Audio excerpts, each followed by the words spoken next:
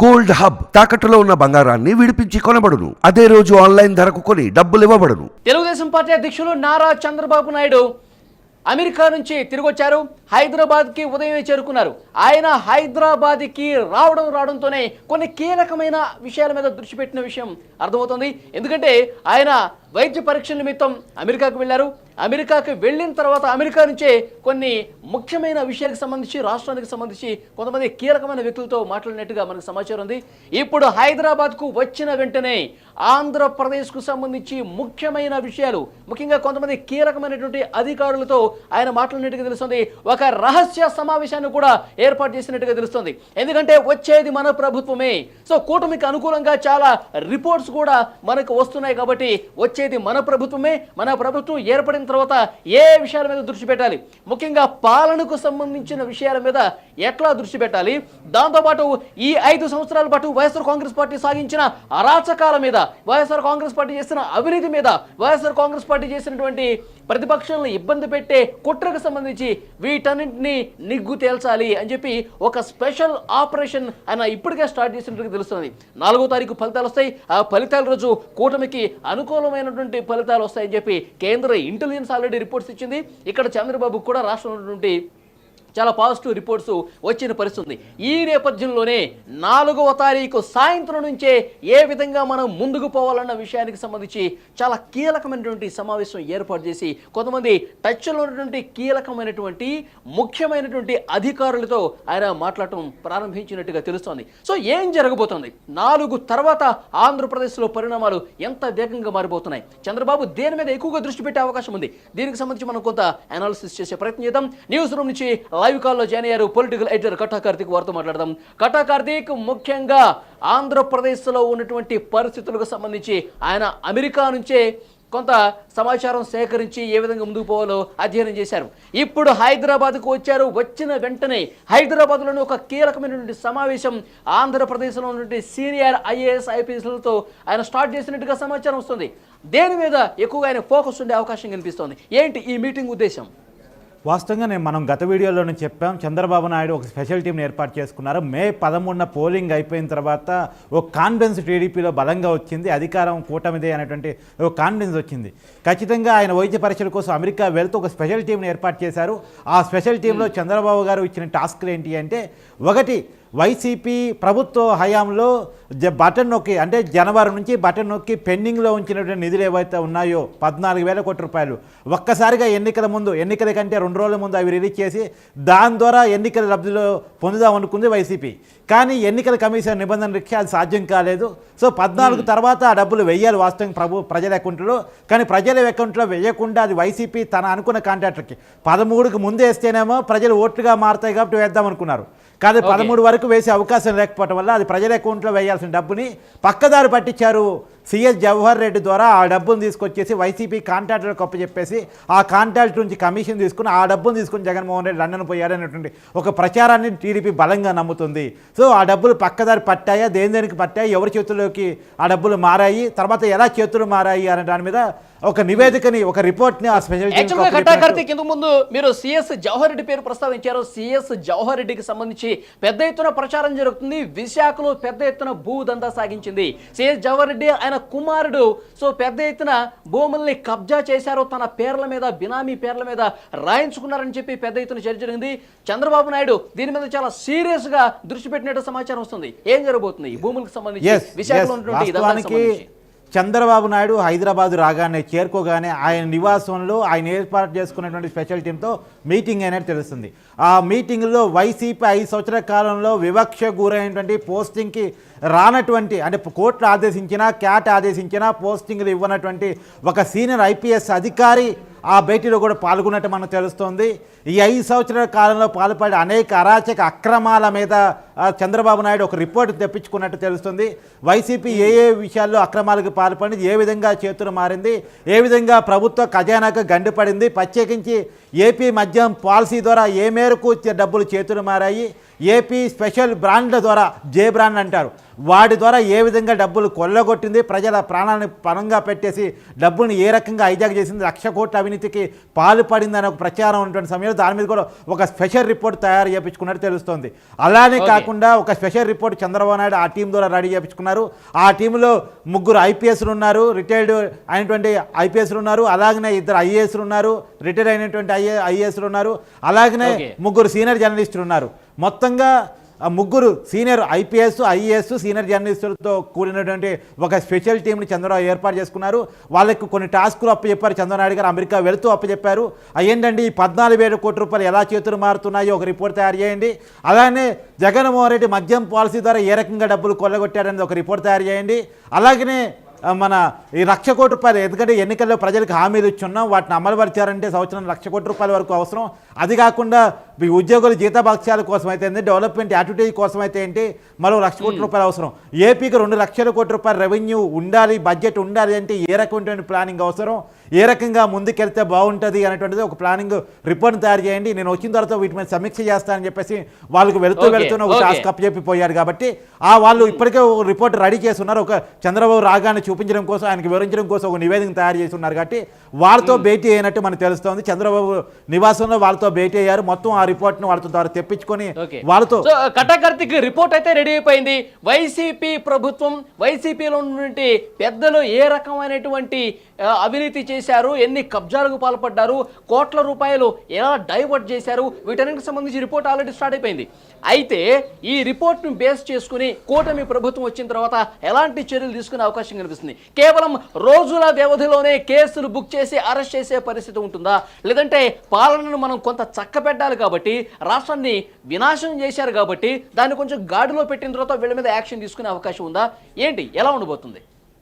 ఖచ్చితంగా అంటే Chandrababu Naidu visionary leader అంటారు. ఆయన వాస్తవానికి ఆయన కేవలం పరిపాలన అనేది కక్ష సాధింపుల ఆధారంగా ఉండదు. ఎందుకంటే చంద్రబాబు నాయుడు ప్రొఫైల్, ఆయన గతంలో పరిపాలన, ఆయన కొత్తగా ముఖ్యమంత్రి కాదు కదా, గతంలో 3 సార్లు ముఖ్యమంత్రి. తెలుగుదేశం పార్టీ నాయకులు చెప్తున్నారు గతానికంటే భిన్నంగా ఉంటుంది, ఈసారి మరొక చంద్రబాబు నాయుడు చూడబోతున్నారు. కేవలం పరిపాలన మీద దృష్టి పెట్టి చంద్రబాబుని గతంలో చూశారు, ఈసారి దానికి భిన్నంగా ఉంటుందని చెప్పి చంద్రబాబు నాయుడు ఉద్దేశించి ఆ పార్టీ నాయకులు చాలా సీరియస్ గా చెప్తున్న పరిస్థితి కనిపిస్తుంది. దీన్ని బట్టి వైసీపీ అరాచకాల మీద మరింత స్ట్రాంగ్ గా సీరియస్ గా ముందుకెళ్లే అవకాశం ఉండొచ్చు ఈసారి. ఉండొచ్చు. ఎందుకు ఉండొచ్చు అంటే చంద్రబాబు నాయుడు ఎప్పుడు చూడని చేతి జ్ఞాపకాలు చూశారు. ఆయన 50 రోజులు జైల్లో ఉంటారని ఆయన కల్లో కూడా ఊహించి ఉండడు. కానీ 50 రోజుల పైగా రాజమండ్రి సెంట్రల్ జైల్లో చంద్రబాబు గడిపారు. కాబట్టి అంటే ఏ నేరం చేయని నేనే జైలుకు పోయాను, నేరాలు చేసి ఘోరాలు చేసి జనాల సొమ్ముని అక్రమంగా సంపాదించేసి చేతులు మార్చుకున్న వీళ్ళని ఎందుకు వదిలిపెట్టారనేటువంటి విషయాన్ని చంద్రబాబు సిట్టిగా ఉండొచ్చు. రెండో, చంద్రబాబు సిట్టిగా ఉన్నా లేకపోయినా టీడీపీ ప్రధాన కార్యదర్శిగా ఉన్న నారా లోకేష్ చాలాసార్లు చెప్పారు, నేను రెడ్ డైరీ మెయింటైన్ చేస్తున్నాను, ఎవరైతే ప్రజల సొమ్ముని అప్పనంగా భోంచేస్తూ ఉన్నారో, ఎవరైతే అక్రమాలకు పాల్పడుతున్నారో, ఎవరైతే టీడీపీ కార్యకర్తల మీద కక్ష సాధింపులకు పాల్పడుతూ ఉన్నారో, ఎవరైతే మా మీద వేధింపులకు పాల్పడుతున్నారో వాళ్ళందరి పేర్లు ఈ రెడ్ డైరీ లెక్కించాను. వాళ్ళందరినీ అధికారం రాగానే, కూటమి అధికారంలో రాగానే వాళ్ళందరి భరతం పడతామని చెప్పేసి చెప్పారు. ఇంకో విషయం, జనసేన అధినాయకుడిగా ఉన్న పవన్ కళ్యాణ్ కూడా చాలా సీరియస్గా ఉన్నారు జగన్మోహన్ రెడ్డి ఆయన అనుమానం మీద. ఎందుకంటే పవన్ కళ్యాణ్ అనేక అవమానాలకు గురయ్యాడు. వైజాగ్లో సభ పెట్టుకుంటా అంటే పర్మిషన్ ఇవ్వని పరిస్థితి, వైజాగ్లో జనాన్ని కలుస్తానంటే పర్మిషన్ ఇవ్వని పరిస్థితి, పవన్ కళ్యాణ్కి ఆశ్రయం ఇచ్చినందుకు ఇల్లు గురి చేసిన విషయం కూడా గుంటూరు జిల్లాలో మనం చూసాం. అనేకమైనటువంటి ఇబ్బందులకి పవన్ కళ్యాణ్ గురి చేసే పరిస్థితి మనం చూసాం. వ్యక్తిగత విమర్శలు దిగే పరిస్థితిని కూడా మనం చూసాం.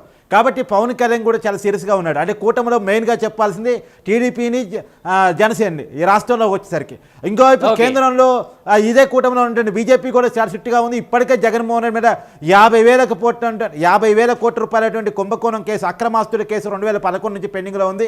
ఆ కేసులో ఇప్పటికే 3,000 సార్లు పైగా జగన్మోహన్ రెడ్డి విచారణ తప్పించుకున్నారు, వ్యక్తిగత ఆధారం నుంచి మినహాయింపులు పొందారు.